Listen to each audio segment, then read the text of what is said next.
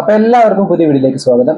Announce ചെയ്ത നാളെ മുതൽ മലയാളികൾ ഒന്നടങ്കം കാത്തിരുന്ന എപ്പിക് ആക്ഷൻ ഡ്രാമ മൂവിയാണ് മോഹൻലാൽ ലിജോ ജോസ് പെല്ലിശ്ശേരി ടീമിന്റെ മലൈക്കോട്ടെ വാലിബൻ. അത് കണ്ടു കഴിഞ്ഞപ്പോൾ എനിക്ക് തോന്നിയ കാര്യങ്ങളാണ് ഈ വീഡിയോയിലൂടെ ഞാൻ പറയാൻ ശ്രമിക്കുന്നത്.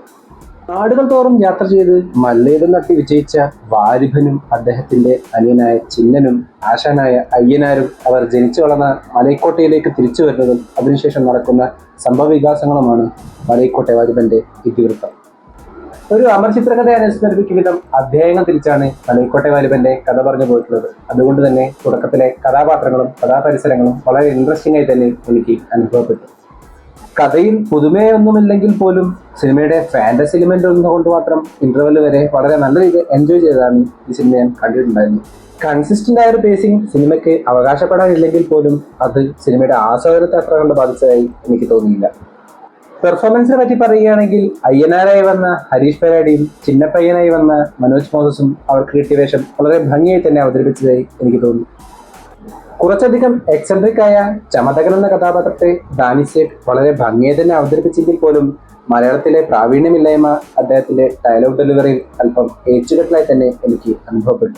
സൊനാലി കുൽക്കർണി, കഥാനന്ദി എന്നിവർ അവർക്ക് കിട്ടിയ വേഷം ഒട്ടും മോശമാക്കാത്ത രീതിയിൽ തന്നെ പെർഫോം ചെയ്തതായി എനിക്ക് തോന്നി. മോഹൻലാൽ എന്ന നടനേക്കാളുപരി മോഹൻലാൽ എന്ന താരത്തിന് കൂടുതൽ കേറ്റർ ചെയ്യാൻ പാകത്തിലാണ് മലൈക്കോട്ടെ വാലിബൻ എന്ന കഥാപാത്രത്തെ LJP ഒരുക്കി വെച്ചിട്ടുണ്ടായിരുന്നത്. അത് അദ്ദേഹം വളരെ ഭംഗിയായി തന്നെ അവതരിപ്പിച്ചതായി എനിക്ക് അനുഭവപ്പെട്ടു. സംഭാഷണങ്ങളിലെ അതിനാടകീയത കഥയുമായി ചേർന്ന് നിൽക്കുമ്പോൾ പോലും പ്രണയരംഗങ്ങളിൽ അത് കുറച്ച് അരോചകമായി തന്നെ എനിക്ക് അനുഭവപ്പെട്ടു. അതോടൊപ്പം തന്നെ ഫോറിൻ ആക്ടേഴ്സിന്റെ പെർഫോമൻസും വളരെ മോശമായി തന്നെയാണ് എനിക്ക് കാണാൻ സാധിച്ചത്. മലൈക്കോട്ടെ വാലിബനിൽ എനിക്ക് ഏറ്റവും ഇഷ്ടം തോന്നിയ ഫാക്ടർ മധു നീലകണ്ഠൻ ചെയ്ത സിനിമാറ്റോഗ്രാഫി ആയിരുന്നു. ഓരോ ഫ്രെയിമും ഒരു പെയിന്റിങ്ങിനെ അനുസ്മരിപ്പിക്കും വിധം വളരെ ഭംഗിയെ തന്നെ ഒപ്പിയെടുക്കാൻ അദ്ദേഹത്തിന് സാധിച്ചിട്ടുണ്ട്.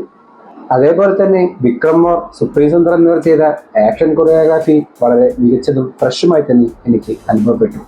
പ്രശാന്ത് പിള്ള ചെയ്ത മ്യൂസിക്കും BGMഉം വളരെ നല്ലതായിരുന്നെങ്കിൽ പോലും ചില സീനുകളിൽ BGM ഓവർ യൂസ് ചെയ്യുന്നതായി എനിക്ക് അനുഭവപ്പെട്ടു. റിയാലിറ്റിക്ക് അല്പം മുകളിൽ നിൽക്കുന്ന കഥയാണെങ്കിൽ പോലും LJP എന്ന ഡയറക്ടറിന്റെ കയ്യൊപ്പ് അതിലെല്ലാം വളരെ പ്രകടമായി തന്നെ എനിക്ക് കാണാൻ സാധിച്ചു. എന്നിരുന്നാലും സെക്കൻഡ് ഹാഫിലെ ഒരു മെയിൻ കോൺഫ്ലിക്റ്റ് അത്ര കണ്ട് ഇമ്പാക്ട് ഉണ്ടാക്കാൻ സാധിക്കാതെ പോയതായും ക്ലൈമാക്സിലേക്കും ഇതിനുശേഷമുള്ള ലീഡിലേക്കും പെട്ടെന്ന് എത്തിക്കാൻ മാത്രം ഉപയോഗിച്ചതായും എനിക്ക് അനുഭവപ്പെട്ടു.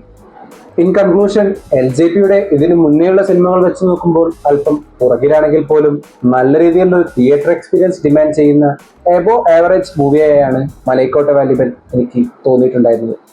നിങ്ങളുടെ അഭിപ്രായം കമന്റ് ബോക്സിൽ അറിയിക്കുമെന്ന് വിശ്വസിച്ചുകൊണ്ട് ഈ വീഡിയോ ഞാൻ അവസാനിപ്പിക്കുന്നു. വീഡിയോ ഇഷ്ടപ്പെട്ടാൽ ചാനൽ സബ്സ്ക്രൈബ് ചെയ്യുക. അപ്പോൾ മറ്റൊരു വീഡിയോയുമായി വീണ്ടും കാണും വരെ ഗുഡ് ബൈ.